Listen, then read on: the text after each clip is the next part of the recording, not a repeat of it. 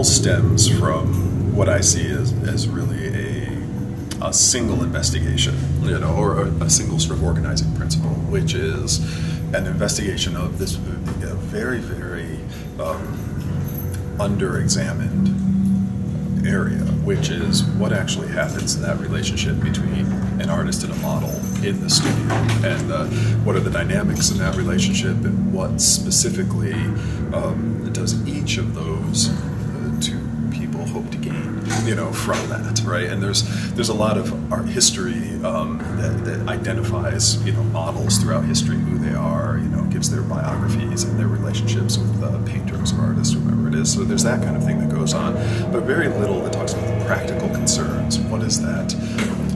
What precipitates that relationship? What are the dynamics that are at play in that relationship? And then how does that relationship actually manifest through the process of drawing and the objects and artifacts that are created? And so all of my work is about investigating that through, with the framework of life drawing, and I was very much reared in the American post-war tradition of life drawing, in the New York scene, which was based on stuff that was done at the Art Students League and stuff that was done at the big New York art schools, which was this very that combined a kind of medical anatomy together with an American graphic tradition, together with this sense of the legacy of the New York school, so the legacy of expressive mark making, and this notion of the drawing as an arena, and the studio as an arena in which to act, to paraphrase Rosenberg.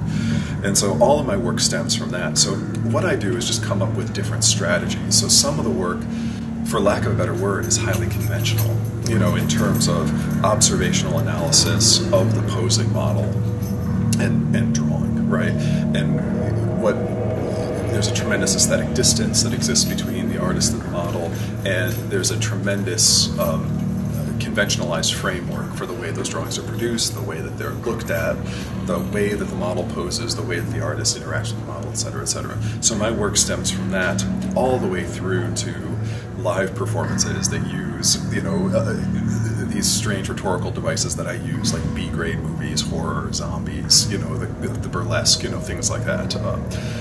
And really, I don't see those things as very different. I see them as methods or strategies by which to come to greater and greater understandings of this relationship that exists between the artist and the model in the act of making.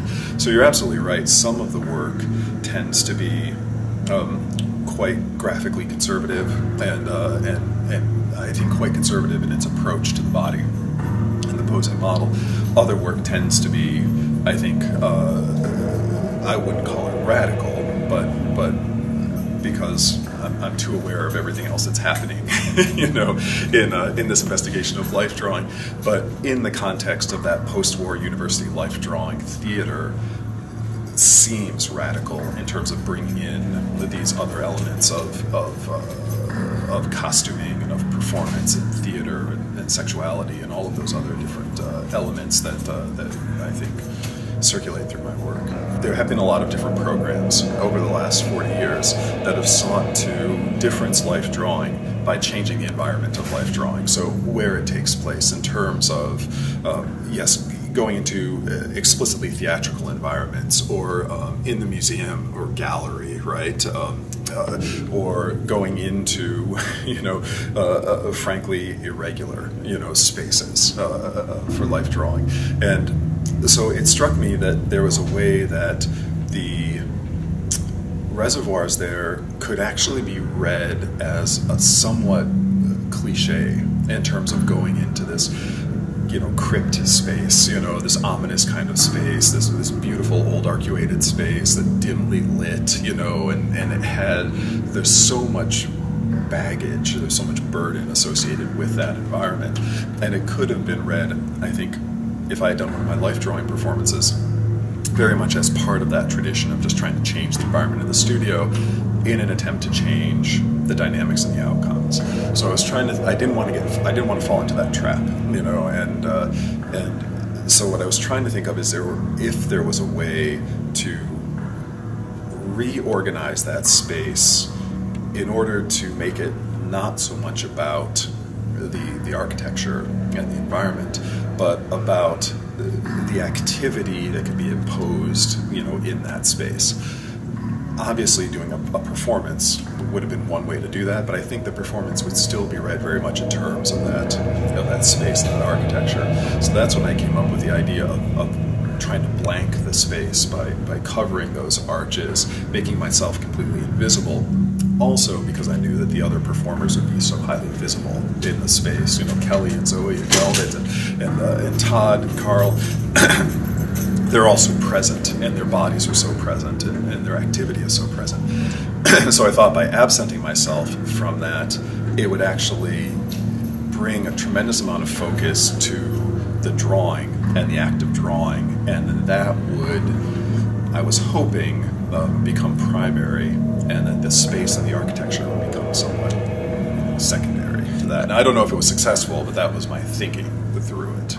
I draw very, very rapidly, and so knowing that thinking that, okay, I was stretching that out 45 minutes to an hour, I actually had to really slow myself down and become quite deliberate in that mark making. And it's one of the things that I think, if I were to do it again, I would probably come up with another strategy, probably working with both hands, where there could have been a more rapid and constant activity with one hand while that slow delineation was happening with the other hand, because there were moments there where I felt like the activity completely stopped, or it stalled or slowed down to the point where the audience might not have even realized what was happening there, on that screen. But more than anything, I wanted it to be, even though I say the architecture was secondary, and maybe that's a poor way of phrasing it, I wanted the work to be, for that notion of the work in situ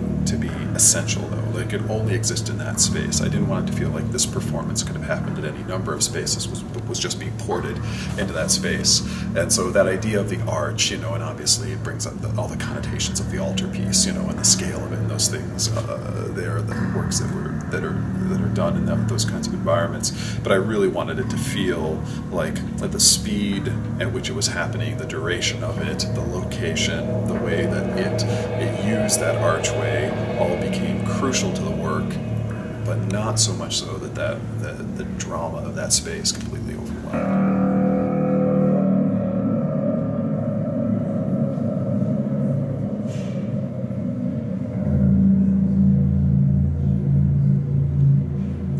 One of the key things that I think about in terms of life drawing in my own practice is this very idea of liveness, right? And I'm just stealing that word from Auslander, but I've written about this in the past, which is about questioning why we privilege this live encounter in life drawing, right? And it's the essence of life drawing, the experience, and it's highly romanticized, but the experience that people want to have is that experience where they are co-present with the model in the studio. So when you begin to think about using mediatized forms, when you begin to think about using avatars, waxworks, casts, things like that, cadavers, right? All of these things that have happened in the past.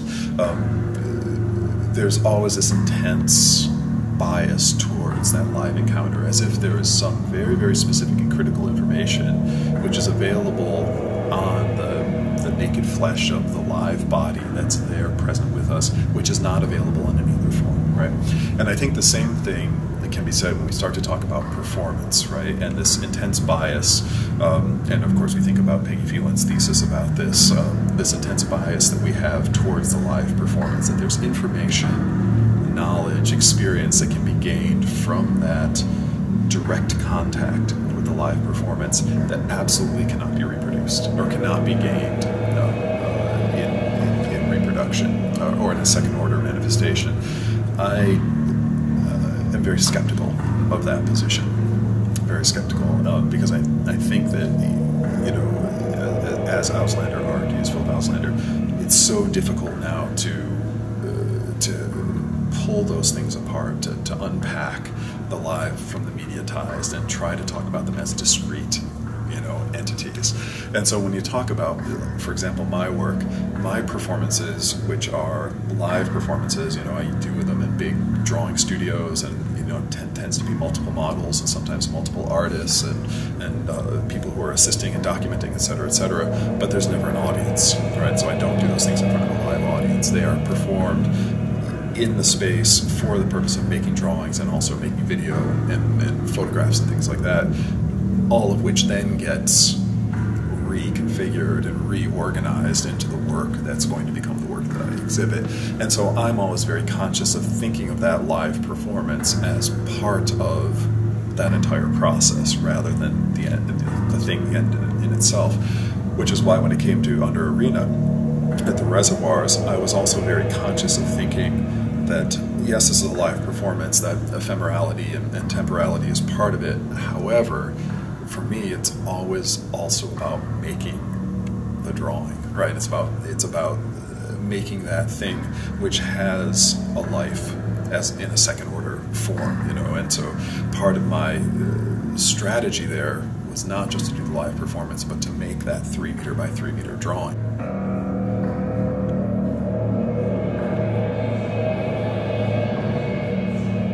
It's interesting that you're using those words like visceral and the tactility, the touching of the work, because those are very much elements of life drawing which I also interrogate, right? And as I talked about at the FAST lecture, the notion of touching in life drawing is one of the great taboos, right? As is the presence of death, in life drawing. And in a lot of my drawing, I use the methodology of trace monotype, and I cast large carbon fiber plates, so the carbon becomes like the technological skin, the carbon fiber, and then trace monotype, you ink that entire plate and lay paper or linen or whatever I'm going to use on top, and you actually rub and draw and move on the back of it, and that's what transfers the ink and creates the drawing. And so there's that sense always of transference, of infection, of touching, tactility that goes into that.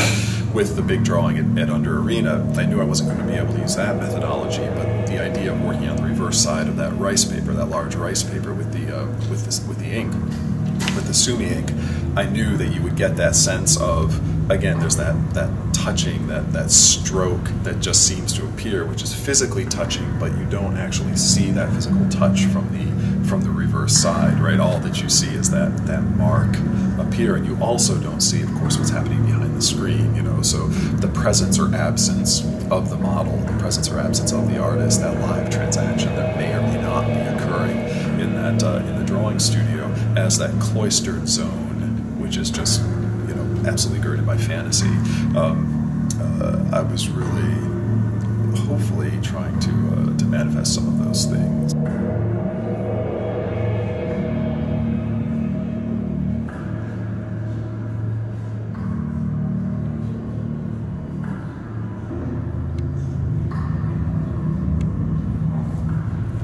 The traditional notion of works on paper, is that really the way we're going to live in drawing, works on paper?